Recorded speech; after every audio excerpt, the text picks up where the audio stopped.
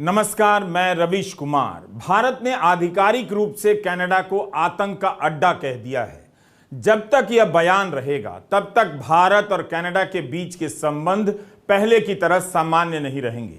कोई नहीं जानता कि इस बयान का भारत और कनाडा के रिश्तों पर क्या असर पड़ने वाला है, लेकिन आज भी कनाडा के प्रधानमंत्री जस्टिन ट्रूडो ने कहा है कि इस बात पर यकीन करने के ठोस आधार हैं कि भारत सरकार के एजेंटों ने कनाडा की धरती पर कनाडा के नागरिक की हत्या की है।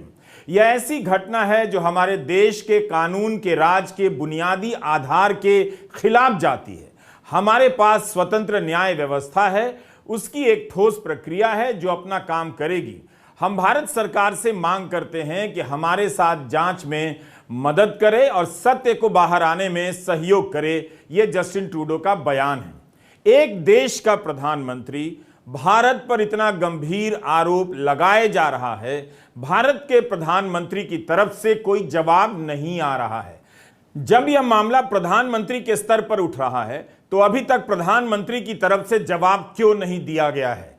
हम आज अपने वीडियो में इस मामले पर विस्तार से चर्चा तो करेंगे ही, साथ ही यह भी समझने का प्रयास करेंगे कि आतंकवाद तो मणिपुर में भी है, वहां लेकर चुप्पी है, वहां तो सेना पर आतंकियों के साथ मिली भगत के आरोप हैं, वहीं के लोगों ने अपने लेटर पैड पर लगाए हैं और किसी के खिलाफ यूएपीए तक नहीं लगाया गया, उसे लेकर कोई हंगामा नहीं।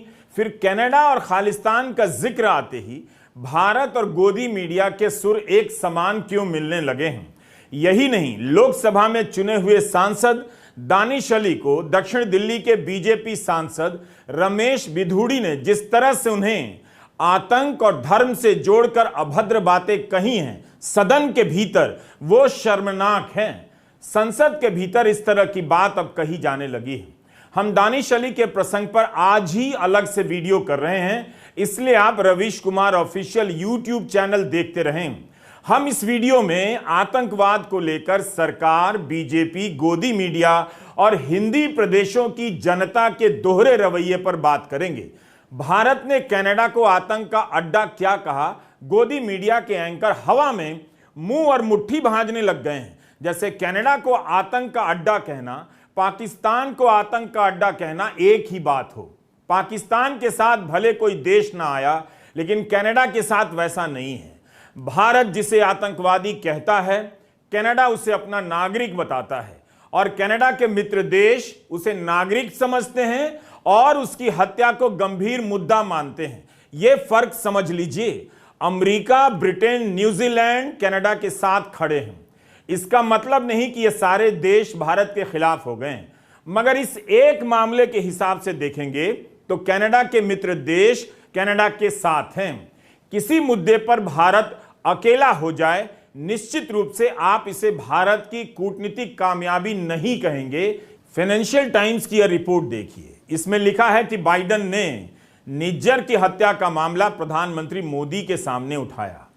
हत्या कनाडा में हुई है, कनाडा के नागरिक की हुई है और मुद्दा उठा रहे हैं अमेरिका के राष्ट्रपति जो बाइडेन और वो भी प्रधानमंत्री नरेंद्र मोदी के सामने। क्या यह कहीं से भी कूटनीतिक कामयाबी है? ग्लोबल व्यवस्था में भारत की धाक है? सोचिए आप इस पर। कनाडा के प्रधानमंत्री जस्टिन ट्रूडो भी कह रहे हैं कि G20 के समय प्रधानमंत्री मोदी से इसकी बात हुई। क्या यह गंभीर मामला नहीं है? भारत की कूटनीतिक नाकामी नहीं है कि कनाडा की घटना को लेकर अमेरिका भारत से शिकायत कर रहा है, वह भी तब जब सम्मेलन किसी और बात को लेकर हो रहा है। G20 के बैनर तले नेता जमा हों। यही नहीं, ब्रिटेन, कनाडा, ऑस्ट्रेलिया और न्यूजीलैंड ने भी हरदीप सिंह निज्जर की हत्या का मामला भारत के सामने रख दिया। फाइनेंशियल टाइम्स ने यह भी लिखा है कि व्हाइट हाउस ने इसकी पुष्टि नहीं की है। जाहिर है ऐसी बातों की पुष्टि आसानी से नहीं होती है, मगर यह भी लिखा है कि अमेरिका ने इस बात के सार्वजनिक होने से पहले इस मामले में टिप्पणी करना सही नहीं समझा था।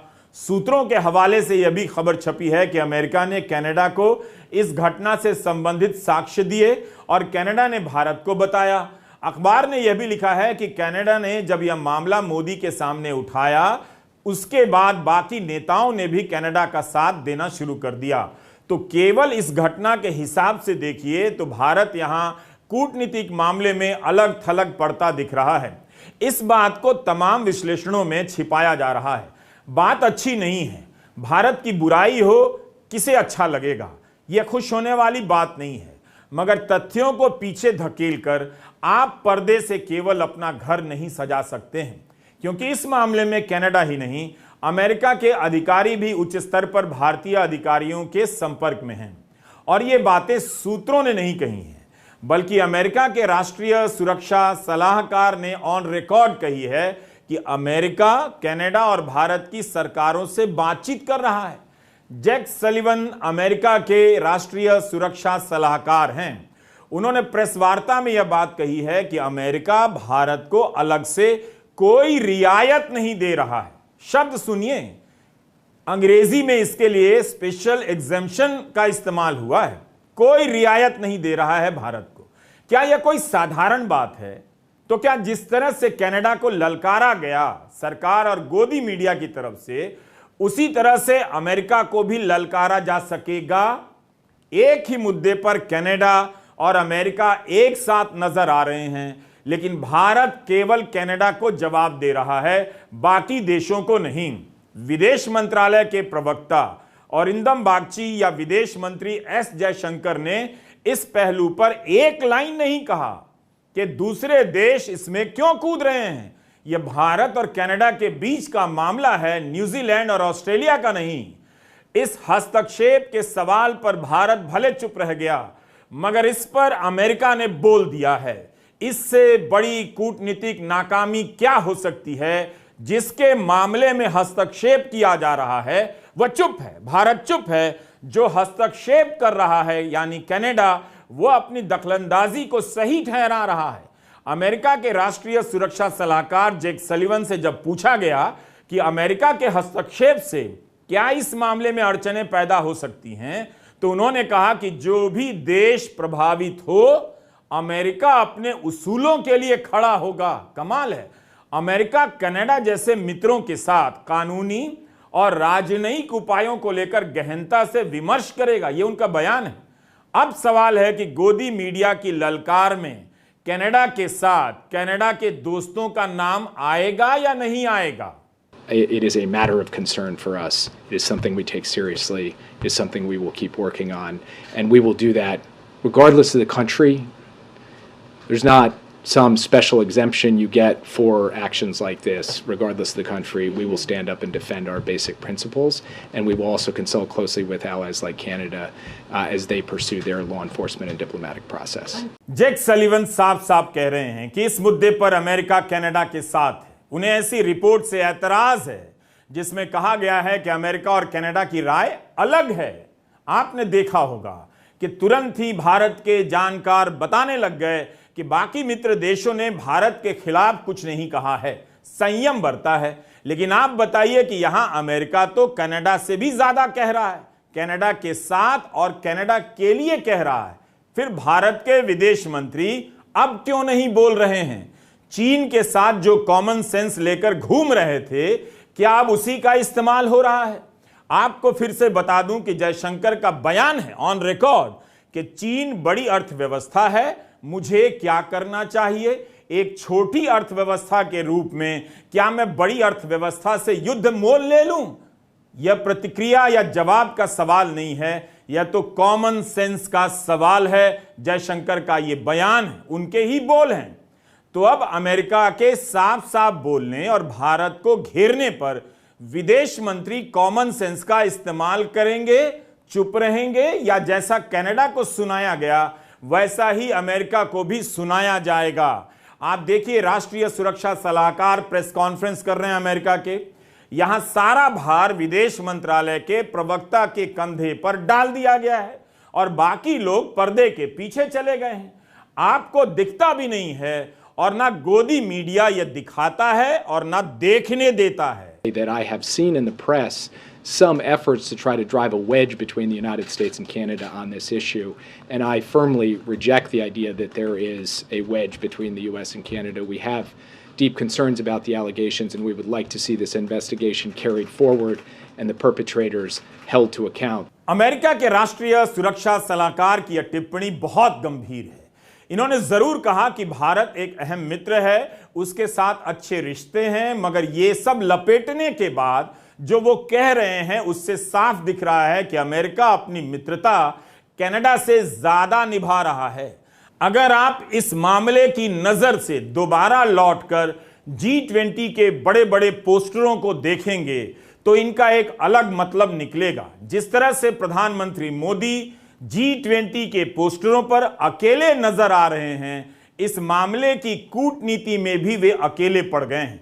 पोस्टर का यथार्थ बहुत क्रूर तरीके से प्रधानमंत्री मोदी की कूटनीति और विदेश नीति पर सवाल कर रहा है कि आप अकेले क्यों नजर आ रहे हैं। कनाडा के साथ अमेरिका, ब्रिटेन, ऑस्ट्रेलिया, न्यूजीलैंड है, आपके साथ इस मसले पर कौन है? बड़ी बात है कि प्रधानमंत्री क्यों नहीं बोल रहे हैं, जबकि कनाडा के प्रधानमंत्री जस्टिन ट्रूडो इस मसले पर कई बार बोल चुके हैं। क्या यही प्रधानमंत्री मोदी की ग्लोबल धाक है कि एक प्रधानमंत्री भारत पर निशाना साधे जा रहे हैं और हमारे प्रधानमंत्री अभी तक जवाब नहीं दे पा रहे हैं? अमेरिका सार्वजनिक रूप से बोल रहा है, बता रहा है कि कनाडा ने जैसे ही बोला उसे सुनकर हम भी बोलने लग गए। दोस्ती ये होती है। कनाडा के इस मामले की नजर से आप देखेंगे तो ग्लोबल स्तर पर भारत का कूटनीतिक अकेलापन इस वक्त दिख रहा है। गोदी मीडिया लगाकर एंकरों से जितना भी दहाड़ने को कह दीजिए कि कनाडा को आतंक का अड्डा कह दिया गया है, अमेरिका अपनी दोस्ती कनाडा से निभा रहा है, उसी के लिए बोल रहा है। आप इस बयान को कैसे भी देख लें, हेडलाइन जैसे भी मैनेज कर लें, मगर बात तो यही है। As soon as we heard from the Canadian Prime Minister publicly about the allegations, we went out publicly ourselves and expressed our deep concern about them, our support for a law enforcement process to get to the bottom of exactly what happened and to ensure that the perpetrators are held accountable. हमारे आज के इस video को ध्यान से सुनिएगा और पूरा देखिएगा। अमेरिका कह रहा है कि कनाडा ने बोला तो उसने भी बोला। एसोसिएट प्रेस ने सूत्रों के हवाले से 20 सितंबर को एक खबर छापी। अमेरिका के एक अधिकारी ने नाम नहीं छापने की शर्त पर बताया कि संसद में बयान देने से पहले जस्टिन ट्रूडो ने अमेरिका के राष्ट्रपति जो बाइडेन को भरोसे में लिया था। संसद में बयान देने के ट्रूडो के फैसले को अमेरिका ने इस आरोप में उनके विश्वास के तौर पर देखा है। रॉयटर्स में खबर छपी है कि निज्जर की हत्या को लेकर अमेरिका और कनाडा मिलकर जांच कर रहे हैं। इसलिए जरूरी है कि विदेश मंत्री एस जयशंकर सभी सवालों के जवाब देश के सामने दें और बताएं कि जो भी रिपोर्ट छप रही है उस पर उनका क्या जवाब है। भारत के राष्ट्रीय सुरक्षा सलाहकार अजीत डोवाल को भी बोलना चाहिए, वे क्यों नहीं बोल रहे हैं? खबरों में छपा है कि कनाडा की राष्ट्रीय सुरक्षा सलाहकार जोडी टॉमस अगस्त और सितंबर में भारत की यात्रा कर चुकी हैं। इसलिए जरूरी है कि भारत के राष्ट्रीय सुरक्षा सलाहकार को भी इस मसले पर बोलना चाहिए। जब कनाडा अमेरिका के राष्ट्रीय सुरक्षा सलाहकार बोल रहे हैं तो भारत के राष्ट्रीय सुरक्षा सलाहकार क्यों चुप हैं? अब तो गोदी मीडिया के एंकर भी ऐसे बोलने लगे हैं कि अमेरिका ने अगर उनकी ललकारों का अंग्रेजी अनुवाद सुन लिया तो डर जाएगा और डर के मारे वह कनाडा को छोड़ इन एंकरों को समर्थन कर देगा। इस पूरे मामले में गोदी मीडिया हिंदी प्रदेश की जनता के लिए अलग ही खेल खेल रहा है। जो पूछना चाहिए वो नहीं पूछ रहा। बेशक भारत ने इन आरोपों से इनकार किया है और कनाडा के साक्ष्यों को बेतुका बताया है, लेकिन इसके बाद भी अमेरिका भारत से ज्यादा कनाडा पर यकीन कर रहा है और कानूनी जांच की बात कर रहा है। कनाडा और अमेरिका के एक साथ होने का एक और संकेत कनाडा के सरकारी मीडिया कैनेडियन ब्रॉडकास्टिंग कॉरपोरेशन यानी सीबीसी की खबर से मिलता है।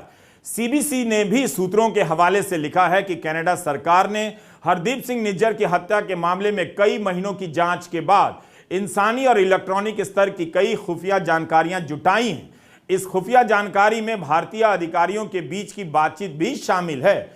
सीबीसी ने लिखा है कि यह खुफिया जानकारी केवल कनाडा से नहीं मिली है। अमेरिका, कनाडा, न्यूजीलैंड, ब्रिटेन और ऑस्ट्रेलिया के बीच फाइव आइज इंटेलिजेंस अलायंस है, उसके एक सदस्य ने भी जानकारी जुटाई। यह सदस्य कौन है, फिलहाल इसकी जानकारी सार्वजनिक नहीं है। इस सदस्य के बारे में न्यूज एजेंसी रॉयटर्स ने कनाडा के सरकारी सूत्रों के हवाले से रिपोर्ट किया है कि कनाडा ने अमेरिका के साथ गहनता से इस खुफिया जानकारी पर काम किया है कि निज्जर की हत्या में भारत के एजेंट का हाथ हो सकता है। सीबीसी ने लिखा है कि इस मामले में सहयोग की मांग करते हुए कैनेडियन अधिकारी कई बार भारत भी आए। कनाडा की राष्ट्रीय सुरक्षा सलाहकार जोडी टॉमस अगस्त और सितंबर में 9 दिनों के लिए भारत आ चुकी हैं। सीबीसी ने लिखा है कि कनाडा के सूत्रों ने कहा है कि बंद दरवाजों के पीछे कोई भी भारतीय अधिकारी निज्जर की हत्या में भारत के हाथ होने की बात को नहीं नकारता। वहां का सरकारी मीडिया है, इसलिए जरूरी नहीं कि वो जो कहे उसी पर यकीन करें। लेकिन यह सवाल पूछ सकते हैं कि इतनी गंभीर बातें कही जा रही हैं, राष्ट्रीय सुरक्षा सलाहकार क्यों नहीं जवाब दे रहे हैं, विदेश मंत्री क्यों नहीं जवाब दे रहे हैं, कनाडा के प्रधानमंत्री आरोप लगा रहे हैं तो भारत के प्रधानमंत्री क्यों नहीं जवाब दे रहे हैं। गोदी मीडिया और कनाडा की मीडिया की तरफ से बहुत कुछ कहा जा रहा है। एक ही अंतर है कि कनाडा जो कह रहा है वो अमेरिका भी कह रहा है, इसलिए अब सरकार को इस मामले में किसी बड़े स्तर पर बोलना चाहिए। विदेश मंत्री या राष्ट्रीय सुरक्षा सलाहकार और प्रधानमंत्री को आगे आना चाहिए। कनाडा के प्रधानमंत्री ट्रूडो ने गुरुवार को संयुक्त राष्ट्र की महासभा के बाद कहा कि कनाडा की संसद में इन आरोपों को उठाने का फैसला जल्दबाजी का नहीं था, बहुत सोच समझकर ही ऐसा किया गया। कई जानकारों ने लिखा है कि यह भारत की छवि के लिए अच्छा नहीं है, जबकि आईटी सेल की मानसिकता में इसे घर में घुसकर मारने की बहादुरी की तरह पेश किया जा रहा है। लेकिन ग्लोबल स्तर पर इस घटना से भारत को ज्यादा नुकसान पहुंचता दिख रहा है, क्योंकि भारत का ऐसा रिकॉर्ड नहीं रहा है। वो दूसरे देशों में जाकर हत्या करवाए, इस तरह का रिकॉर्ड नहीं है। ऐतिहासिक रूप से भारत का स्टैंड यही रहा है कि हमारे आंतरिक मामलों में कोई दखल ना दे और हम भी किसी की संप्रभुता में हस्तक्षेप नहीं करते हैं। भारत पर इस तरह के आरोप अभी तक केवल पाकिस्तान ने लगाए हैं, इसलिए भी इस मामले में इतनी हैरानी जताई जा रही है। इस मामले में पत्रकार सुशांत सिंह का ट्वीट आप देख सकते हैं। हड़बड़ी में आप इस मामले में ना कूदें, एक एक बात को ध्यान से सुनें, अन्य जगहों से भी पढ़ें और हमारे इस वीडियो को पूरा देखें।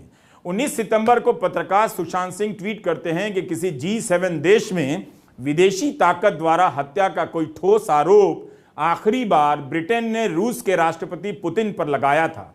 इजरायल, ईरान और अन्य देशों में ऐसी कार्रवाई करता रहा है। कनाडा और अमेरिका मजबूत मित्र हैं। हम इस वीडियो में आतंकवाद को लेकर गोदी मीडिया और सरकार के नजरिए पर भी बात करना चाहते हैं कि क्यों मणिपुर में आतंकवाद का मसला उठ रहा है, मगर उसे लेकर गोदी मीडिया किसी को ललकारने नहीं जाता है, सरकार से तो पूछता ही नहीं। कनाडा के खिलाफ ललकारी भाषा बोलने लग गया, लेकिन जब अमेरिका कनाडा के साथ आया तो अमेरिका को लेकर चुप हो गया। यह सब कनाडा के अलग अलग शहरों के वीडियो हैं। हम कोई जानबूझकर कनाडा की खूबसूरती नहीं दिखा रहे हैं, यह सब वहां की आम तस्वीरें हैं। मौजूदा विवाद कई तरह से लोगों को प्रभावित कर सकता है। भारत की नागरिकता छोड़कर किसी और देश में बसने वालों के लिए कनाडा एक सुंदर विकल्प है। भारत सरकार जिस कनाडा को आतंक का अड्डा कह रही है, उसने कितने ही ऐसे लोगों को NRI बनाया और भारत छोड़ देने का सपना पूरा किया। यहां से आने वाले अमीर भारतीयों का गांव-गांव में शानदार स्वागत होता है कि बबुआ कनाडा में रहते हैं। भारत के घटिया कॉलेजों से तंग आकर कई माँ बाप अपने बच्चों को बर्बाद होने से बचाने के लिए कनाडा की यूनिवर्सिटी में पढ़ने के लिए भेजते हैं। जाहिर है उन माँ बाप के लिए कनाडा आतंक का अड्डा नहीं होगा, पढ़ने लिखने वाला देश भी होगा। पंजाब से लेकर दूसरे राज्यों के लोग यहां की बेरोजगारी से तंग आकर कनाडा जाते हैं अवसर की तलाश में। जाहिर है उनके लिए कनाडा आतंक का अड्डा नहीं है। इसी अगस्त में सरकार ने आंकड़ा दिया, भारत सरकार ने, कि पिछले एक दशक में भारत से 15 लाख लोगों ने विदेशी नागरिकता ली है। कनाडा का आम जीवन इन विवादों से दूर सामान्य चल रहा है और यहां की बेहतरीन सुविधाओं का लाभ उठाते हुए भारतीय अपनी कारें इन सड़कों पर दौड़ा रहे हैं, बल्कि अपने रिश्तेदारों को भी कनाडा बसने के लिए बुला रहे हैं। क्या यह सच नहीं है? इसलिए कनाडा आतंक का अड्डा है, यह सरकार का नजरिया हो सकता है, लेकिन प्रधानमंत्री बनने के बाद जब 2015 में नरेंद्र मोदी कनाडा गए तो जोर जोर से बताने लग गए कि 42 साल में पहली बार भारत का कोई प्रधानमंत्री कनाडा आया है। कूटनीति को सचिवालय की प्रवेश परीक्षा के सवाल में बदलने वाले हमारे प्रधानमंत्री ने उसी दौर में 2AB का ऐसा फॉर्मूला दिया जिसका पता आज तक गणित के विद्वानों को नहीं चल सका है। 2AB जो एक्स्ट्रा आया था वो कॉमेडियन लोगों के बहुत काम आता है, इसलिए इस विवाद को थोड़ा व्यापक नजर से देखिए। हाल फिलहाल में आतंकवाद को लेकर 3 जगहों से गंभीर खबरें आई हैं, लेकिन जिस तरह से कनाडा को लेकर उग्रता और सक्रियता दिख रही है, वैसी सक्रियता मणिपुर और कश्मीर को लेकर नहीं दिखती। खासकर मणिपुर को लेकर जो बता रहा है कि हम आतंकवाद को एक नजर से नहीं देखते हैं। मणिपुर की जमीन पर प्रतिबंधित आतंकी संगठन के सदस्य को हथियार के साथ पुलिस पकड़ती है और उसे रिहा करने के लिए पूरी जनता सड़क पर आ जाती है। गोदी मीडिया मणिपुर के संदर्भ में आतंकवाद की चर्चा नहीं करता है और ना ही वहां के लोगों को आतंक का समर्थक घोषित करता है।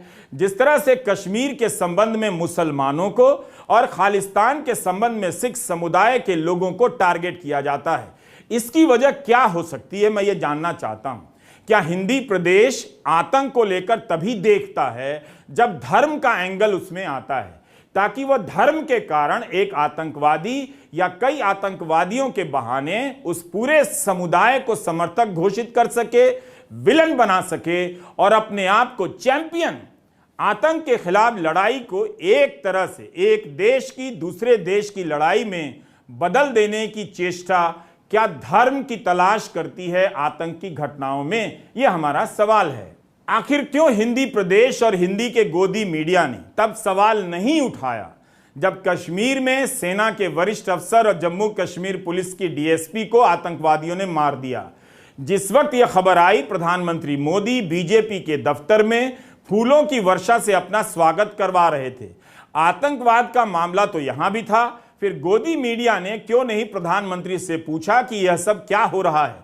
यही नहीं, इंडियन एक्सप्रेस ने विस्तार से रिपोर्ट छापी है कि कैसे कश्मीर में ड्रग्स नया आतंकवाद बन चुका है। इस पर भी गोदी मीडिया प्रधानमंत्री से सवाल नहीं करता है, ना ही हिंदी प्रदेश में भावनात्मक तूफान खड़ा करता है, क्योंकि कश्मीर और आतंकवाद के मीडिया विमर्श का गैस अब निकल चुका है। जाहिर है आतंक को लेकर किसी नए दुश्मन और देश की तलाश हो रही होगी, ताकि गोदी एंकर यह भ्रम फैला सकें कि वे पत्रकारिता नहीं कर रहे हैं, क्योंकि इस वक्त देश और धर्म की रक्षा में लग गए हैं, बिजी हैं। वही हाल मणिपुर का है। यहां तो हजारों की संख्या में हथियार लूटे गए। प्रतिबंधित आतंकी संगठनों के फिर से सक्रिय होने की खबरें आ रही हैं। मैतेई समुदाय के संगठन कोकोमी ने भारत की सेना पर आतंकियों से मिले होने के आरोप लगा दिए। फिर भी गोदी मीडिया चुप रहा, अपने दर्शकों में जोश भरने नहीं गया कि कोई भारत की सेना पर सवाल कैसे उठा सकता है। सरकार ने भी हुंकारें नहीं भरी। खालिस्तान का नाम आते ही, पाकिस्तान का नाम आते ही जैसी उग्रता आती है गोदी मीडिया में और सरकार में, वह मणिपुर के समय कहां चली जाती है। 16 सितंबर को इंफाल पूर्व से 5 व्यक्तियों को हथियार रखने और कैमोफ्लाज वर्दी पहनने के आरोप में गिरफ्तार किया गया। इन पर आईपीसी की धाराएं, यूएपीए और शासकीय गुप्त बात अधिनियम के तहत हिरासत में लिया गया। इनमें से एक अलगाववादी संगठन का काडर भी रह चुका है। मणिपुर के अतिरिक्त गृह सचिव का बयान है कि कुछ लोग पुलिस की वर्दी पहनकर कानून व्यवस्था बिगाड़ रहे हैं। इनकी बिना शर्त रिहाई के लिए प्रदर्शन होने लगे हैं। इस हफ्ते 2 दिन इसी मांग के चलते बंद का आह्वान किया गया। इस दौरान इंफाल समेत कई इलाकों में इन प्रदर्शनों के दौरान हिंसा भी हुई। कई महिला प्रदर्शनकारियों ने पुलिस थानों को घेरा। इंफाल पूर्व और पश्चिम में वापस पूर्ण कर्फ्यू लगा दिया गया। टेलीग्राफ अखबार के मुताबिक 25 थानों के सामने प्रदर्शन हुए। इंडियन एक्सप्रेस ने लिखा है कि इंफाल पश्चिम में ऑफिसर इंचार्ज के घर को भी नुकसान पहुंचाया गया है। पुलिस और सुरक्षा बलों ने आंसू गैस के गोले छोड़े। मैतेई समुदाय ने असम राइफल्स को राज्य से हटाने की मांग दोहराई। किसान आंदोलन के समय इस गोदी मीडिया ने किसानों पर खालिस्तानी होने के आरोप लगा दिए। किसानों ने अपने भीतर से गोदी मीडिया को बाहर कर दिया। पंजाब से आने वाला बड़ा कलाकार किसानों के समर्थन में उतर आया। पंजाब को पता है कि खालिस्तान की क्या हकीकत है। कनाडा में रहने वाले सिखों पर यह तोहमत लगाना उसके लिए आसान हो जाता है गोदी मीडिया के लिए, क्योंकि वह एक दूसरा देश है और खालिस्तान समर्थकों की गतिविधियों से भी मौका मिल जाता है। मगर वहां का सिख समुदाय भी पूरी तरह से इनके साथ नहीं है। कहीं ऐसा तो नहीं कि एक बार फिर से कनाडा के बहाने एक और मजहब को आतंक के खांचे में फिट किया जा रहा है, ताकि एक नया दुश्मन सामने खड़ा किया जा सके। मणिपुर के मसले पर गोदी मीडिया चुप है। कश्मीर में सेना के अधिकारियों की शहादत पर गोदी मीडिया चुप है। लोकसभा के भीतर सांसद दानिश अली को आतंक और धर्म से जोड़कर अभद्र बातें कही गई, उस पर भी गोदी मीडिया चुप है। हमारा इस मसले पर दूसरा वीडियो जरूर देखिएगा। कनाडा मामले में गोदी मीडिया के जुनूनी कवरेज की आलोचना हो रही है दुनिया भर में, लेकिन आप देखेंगे कि गोदी मीडिया और सरकार की भाषा एक समान लगती है। इसलिए हमारा सवाल है, और आपको भी इस पर सोचना चाहिए, कि आतंकवाद तभी मसला क्यों बनाया जाता है जब सामने वाला धर्म से मुसलमान या सिख होता है। यही इनकी राजनीति है। जब कनाडा बोलता है तो उसे आतंक का अड्डा कहते हैं, और जब अमेरिका कनाडा के साथ आ जाता है तो अमेरिका को देखकर चुप हो जाते हैं। इसलिए कहता हूं कि गोदी मीडिया के गोबर से अपना पांव बचा कर रखिए। नमस्कार, मैं रवीश कुमार।